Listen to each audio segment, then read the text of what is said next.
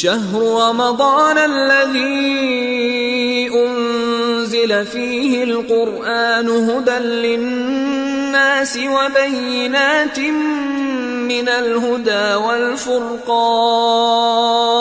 اعوذ باللہ من الشیطان اللعین الرجیم بسم اللہ الرحمن الرحیم الحمد للہ وکفا وسلام علی عبادہ الذین اصطفیٰ محمد وعطرتہ الطاہرہ واللعنۃ الدائمۃ علی اہلہا اما بعد ماہ رمضان المبارک کے 12ویں دن کی دعا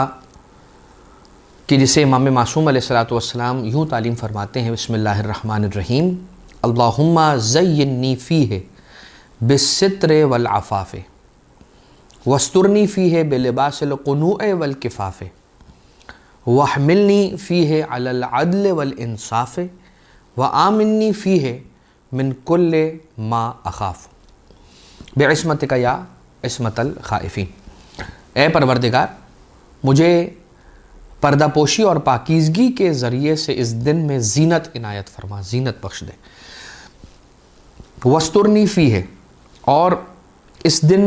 میری پردہ پوشی فرما بلباس القنوع والکفاف،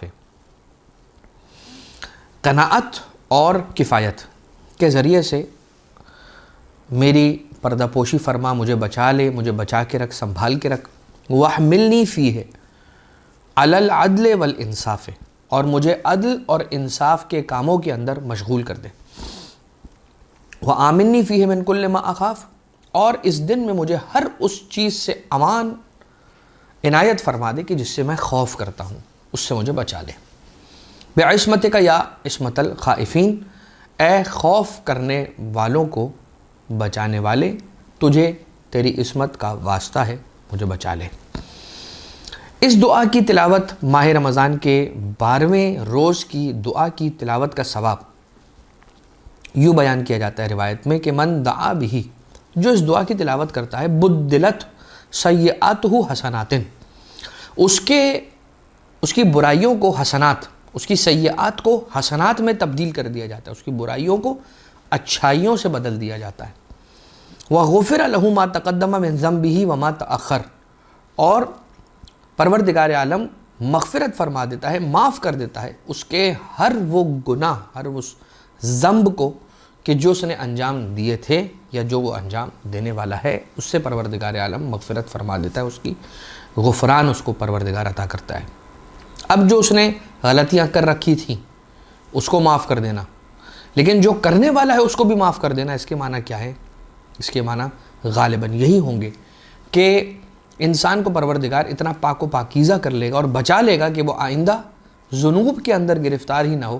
اور گناہوں کے قریب ہی نہ جائے کہ وہ گناہوں کو انجام دے کر اپنے نامہ اعمال کو آلودہ کرے۔ ستر، زینی فیہ بالستر والعفاف، پروردگار مجھے اپنی پردہ پوشی اور پاکیزگی کے ذریعے سے مجھے زینت عنایت فرما۔ ستر یعنی کسی چیز کو چھپانا، کسی چیز کی پردہ پوشی کرنا، ڈھانپ لینا، اسے ڈھانک دینا۔ بیان کیا جاتا ہے کہ وَإِذَا قَرَأْتَ الْقُرْآنَ جَعَلْنَا بَيْنَكَ وَبَيْنَ الَّذِينَ لَا يُؤْمِنُونَ بِالْآخِرَةِ حِجَابًا مَسْتُورًا، کہ جب آپ قرآن کریم کی تلاوت کرتے ہیں، جب قرآن کریم کو پڑھتے ہیں، تلاوت کرتے ہیں جب آپ قرآن کریم کی، تو ہم آپ کے اور ان لوگوں کے درمیان کہ جو لوگ آخرت پر ایمان نہیں رکھتے ایک ستر کو، ایک حجابً مستورہ کو رکھ دیتے ہیں، جو آپ کو ان سے بچا کے رکھتا ہے، دور کرتا ہے، چھپا کے رکھتا ہے۔ یعنی جو قرآن کریم کی تلاوت کرے گا تو پروردگار عالم اسے جو ایمان نہیں رکھنے والے افراد ہیں یا جو برے لوگ ہیں ان سے بچا کر رکھتا ہے، ان کے شر سے پروردگار بچا کے رکھتا ہے، اپنے پردہ پوشی کے دامن میں چھپا کر رکھتا ہے۔ حضرت امیر المومنین علیہ السلام یہ ارشاد فرماتے ہیں یا ایھا الناس، یا ایھا الناس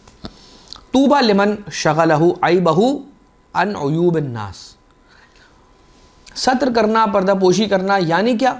کسی کے عیبوں پہ پردہ ڈالنا، کسی کے عیبوں کو چھپانا۔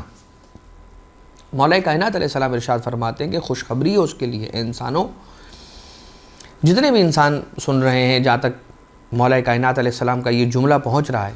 ان سے امام کا خطاب ہے، مولا کا خطاب ہے۔ مولا امیر علیہ السلام فرماتے ہیں کہ طوبیٰ لمن، خوشخبری ہے اس کے لیے، گڈ نیوز ہے اس کے لیے کہ لمن شغلہ عیبہ عن عیوب الناس، جس کو اس کے اپنے عیبوں نے اس بات سے روک دیا ہے کہ وہ دوسرے کے عیبوں کو دیکھے۔ یعنی میرے عیب ہی اتنے ہیں کہ میں پہلے اپنے عیب تو ٹھیک کر لوں، پھر میں دوسروں کے عیبوں پر نظر کروں گا۔ پہلے میں اپنے عیب تو ٹھیک کر لوں، پہلے میں اپنی تو کمی کو پورا کر لوں، پھر میں دوسروں کی کمی اور دوسروں کے عیب دیکھوں گا، اس میں سے عیب جوئی اور تلاش کروں گا عیب۔ لہٰذا خوش نصیب وہ ہے مولا کائنات علیہ السلام کی نگاہوں میں جسے اپنا عیب دوسروں کے عیب پر نظر کرنے سے بچا لے، روک لے، مشغول کر لے۔ اب مولا سید سجاد علیہ السلام کی دعا صحیفہ سجادیہ کے اندر یوں ہے کہ سرکار ارشاد فرماتے ہیں کہ اے پروردگار، تیری شان ستاریت ہی کا یہ نتیجہ ہے کہ تو بندوں کے عیبوں پہ پردہ ڈالتا ہے، کیونکہ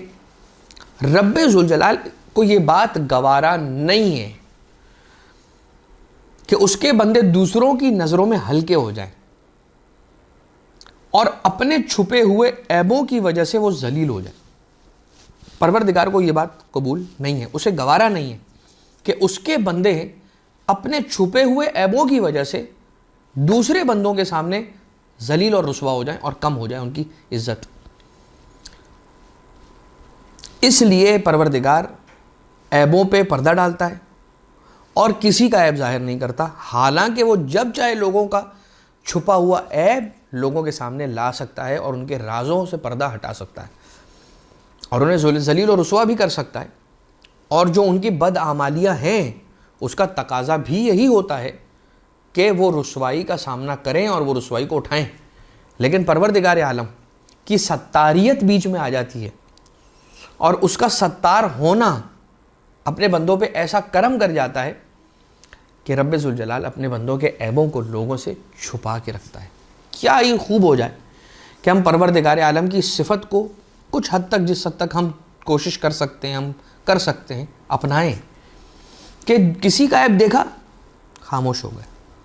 کسی کی برائی دیکھی پی گئے، کسی کی کوئی بدعملی دیکھی خاموش رہے، کسی کے سامنے اسے افشا نہ کیا، اسے رسوا نہ کیا، اسے ذلیل نہ کیا۔ مگر زمانہ تو الٹ ہے، چونکہ ہم سوشل میڈیا کے اس تیز ترین دور میں زندگی گزار رہے ہیں جس میں ہر بندہ یہ چاہتا ہے کہ میں کوئی نہ کوئی نیوز بریک کر دوں تاکہ مجھے زیادہ ویوز مل جائیں، میرے اچھے ریویوز ہو جائیں، میرے پیج پہ کمنٹس آ جائیں، میری پوسٹ کو سارے شیئر کریں اور سبسکرائب کریں اور نہیں معلوم کیا کیا۔ لہٰذا انسان صحیح غلط جو بات اسے مل جاتی ہے وہ فوراً اسے نشر کرنے کی کوشش کرتا ہے، چاہے وہ کسی کی عزت آبرو کی دھجیاں کیوں نہ اڑا دیں۔ لہٰذا یہ دعا، آج کی دعا ہمیں یہ تعلیم اور یہ سبق دے رہی ہے کہ کسی کے عیبوں پہ پردہ ڈالو۔ تم عیبوں سے پاک نہیں ہو، اگر تم کسی کے عیبوں پہ پردہ ڈالو گے تو رب ذوالجلال تمہارے عیبوں پہ پردہ ڈالے گا۔ عفت، جہاں ہم نے پروردگار عالم سے ستر کا سوال کیا وہیں پر عفاف کا سوال بھی کیا ہے، اور عفت اور عفاف، پاک دامنی ایک ایسی چیز ہے جو انسان کی روح کو پاکیزہ رکھتی ہے، اور اگر انسان عفت کا دامن چھوڑتا ہے تو پھر وہ پاک دامنی سے باہر نکل کر اور گناہوں کی طرف چل پڑتا ہے۔ ایک واقعہ ملتا ہے تاریخ کی کتابوں میں ایک جوان درزی کا، کہ انتہائی خوبصورت اور خوبرو جوان کہ ایک درزی تھا، اور بادشاہ کی ایک بیٹی تھی کہ جو کپڑوں کی سلائی کے لیے اس کے پاس آئی۔ جب بادشاہ کی بیٹی کی نظر اور نگاہ اس خوبصورت درزی لڑکے پر پڑی، اس کا دل مائل ہوا اور اس نے اس جوان کو قصر میں آنے کی دعوت دی، کام کے سلسلے میں کہ کپڑوں کی سلائی اور قیاس وغیرہ کے لیے۔ جب یہ وہاں حاضر ہوا تو اس بیٹی نے، بادشاہ کی بیٹی نے اسے گناہ کی دعوت دی۔ اس نے کہا کہ خوف خدا، پروردگار دیکھ رہا ہے اور رب ذوالجلال کا خوف ہے یہ کام انجام نہیں دیا جا سکتا، مگر اس نے ایک نہ سنی اور کہا کہ تمہارے پاس اس کام کے علاوہ اور کوئی چارہ نہیں ہے، you don't have an option. تو اس نے کہا ٹھیک ہے، میں تیار ہونا چاہتا ہوں، لہٰذا مجھے اتنی اجازت دو کہ میں محل کی چھت پر چلا جاؤں۔ یہ لڑکا محل کی چھت پر گیا اور یہ کہتا ہے کہ میں نے اپنے لیے یہی سمجھا بہتر کہ گناہ میں پڑنے سے بہتر ہے کہ میں چھت سے چھلانگ لگا لوں، اور وہ چھت سے کود پڑا۔ پروردگار عالم کا کرنا یہ تھا کہ وہ گرا لیکن اسے چوٹ تک نہ آئی، کوئی خراش تک نہ آئی، اور وہ بچتا بچاتا سلامتی کے ساتھ اپنے گھر پلٹ گیا۔ جب گھر پلٹا تو اس دن کوئی کمائی اسے نہیں ہوئی تھی، اور اس کے جتنے کپڑے تھے جنہیں وہ بیچنے کے لیے لے کر گیا تھا دربار محل میں، وہ سارے اس نے وہیں رکھ دیے تھے اور سب چھوڑ دیے تھے اور آ گیا تھا وہاں سے، اور اسے کوئی رقم اس دن نہیں ملی تھی، روٹی لے کر نہ آ پایا۔ بچوں کو بہلایا اور سلا دیا۔ رات کی ایک پہر میں اس کی زوجہ نے تنور، گھر میں جو موجود تنور تھا اس کے ڈھکنے کو کھولا تو اندر کیا دیکھا کہ تازہ روٹیاں موجود ہیں۔ جب ان روٹیوں کو دیکھا تو تعجب کے ساتھ وہ زوجہ سوال کرنے لگی، درزی کی زوجہ، کہ اے شوہر نامدار یہ کہاں سے آئی ہیں روٹیاں؟ آپ تو آج روٹیاں لے کر نہیں آئے، مجھے تعجب ہے روٹیاں آئیں کہاں سے؟ تو اس نے جواب دیا کہ یہ عفت، پاک دامنی اور پروردگار عالم کے حکم کو انجام دینے اور اس کو بجا لانے کے نتیجے میں پروردگار عالم نے ہمیں یہ روٹیاں نصیب فرمائی ہیں اور عطا کر رکھی ہیں۔ جب پروردگار عالم کے سکھلائے ہوئے دین پر انسان عمل کرتا ہے اور اس راستے پر چلتا ہے جو اس کی رضا کا راستہ ہے، تو پھر بندے کی کیا مرضی ہے اسے خود پروردگار عالم پورا کر دیا کرتا ہے۔ تو اللہم زینی فیہ بالستر والعفاف، ستر میں بھی زینت ہے اور عفاف میں بھی زینت ہے۔ عفت میں تو زینت ہے کہ انسان پاک دامنی کے ساتھ رہے، عفت کے ساتھ رہے، عزت حشمت کے ساتھ رہے، احترام کے ساتھ رہے، اور ستر میں دوسروں کے عیب چھپانے میں بھی زینت ہے، اپنے لیے زینت ہے۔ وَاسْتُرْ فِيهِ بِلِبَاسِ الْقُنُوعِ، اور پروردگار مجھے قناعت کے لباس کے ذریعے سے میری پردہ پوشی فرما، میری حفاظت فرما، کہ اگر میں نے قناعت نہ کی اور کم پہ صبر نہ کیا تو میں غلط کاموں کی طرف پڑ جاؤں گا، اور حرام کاموں سے میں حرام رزق اور حرام روزی کی طرف لپکوں گا۔ اگر قناعت انسان نہیں کرے گا اور اپنے لیول سے بڑے سٹینڈرڈ کو پورا کرنے کی اور اس ریکوائرمنٹ کو پورا کرنے کی کوشش کرے گا تو بالآخر وہ حرام راستے سے رزق کمانا شروع کرے گا، اور اس سے لقمہ حرام اس کی اہل و عیال کے شکم میں جائے گا اور اس کے نتائج بہت برے ہیں۔ والکفاف، اور اپنے ہاتھوں کو روک لینا۔ روک لینے کا مطلب کیا ہے؟ کنجوسی نہیں، مگر جو کام مناسب نہیں ہے، میری حیثیت سے بڑھ کر ہے، اس کام کو انجام نہ دینا۔ جتنی کفایت کر جانے والی چیز ہے بس اتنا کرنا اور اس کے بعد چھوڑ دینا۔ قناعت والکفایہ،